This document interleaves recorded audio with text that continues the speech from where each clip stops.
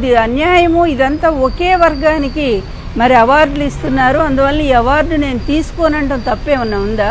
అసలు భారతరత్న ఇచ్చినటువంటి వాళ్ళు కూడా తిరస్కరించారు భారతదేశంలో. ఎందుకంటే ఈ ప్రభుత్వం ఇచ్చేటువంటి అవార్డులు మాకు అక్కర్లేదు, ఈ ప్రభుత్వం సరైన పరిపాలన నిర్వహించటం లేదని. అలాగే పద్మశ్రీలు, మరి పద్మభూషణ్లు, ఇలాంటివన్నీ ఆఖరికి చేసి జానకి గారు కూడా తిరస్కరించారు ఆమెకి పద్మభూషణ్ వస్తే. మరి అలాంటి వాళ్ళందరూ కూడా అదే మాట్లాడారు, సరిగ్గా ఈ ప్రభుత్వ వ్యవహారం సరిగ్గా లేదు కనుక మేము తిరస్కరిస్తున్నామని. ఆ విధంగానే పోసాని కృష్ణమురళి గారు కూడా తనకు వచ్చినటువంటి అవార్డుని తిరస్కరిస్తూ న్యాయంగా రాలేదు, ఈ ఒకే వర్గం ఈ విధంగా నిష్పక్షపాతంగా వ్యవహరించకుండా ఈ విధంగా చేస్తుందని చెప్పి ఆయన విమర్శిస్తే, 5 ఏళ్ల నాడు ఎప్పుడో విమర్శిస్తే అది తీసుకొచ్చి ఈరోజు ఆయన మీద కేసు పెట్టి, పాపం ఆయనకి ఎన్ని ఆపరేషన్లు అయినాయి అంటే అండి మాకు తెలుసు, అసలు గొంతు పోయింది.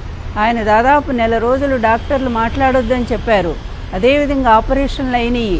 అటువంటి అనారోగ్యంతో ఉన్నటువంటి మనిషిని ఈ విధంగా దారుణంగా ఎప్పుడో కేసు ఎక్కడో, అది కూడా మనోభావాలు దెబ్బతిన్నాయట. ఏమయ్యా, మీ వల్ల ఎంతమంది మనోభావాలు దెబ్బతిన్నాయి? మీ వల్ల ఎన్టీఆర్ దెబ్బతినలేదా? మీ వల్ల నేను దెబ్బతినలేదా? రోజా దెబ్బతినలేదా? పార్టీలో జగన్ గారు తినలేదా?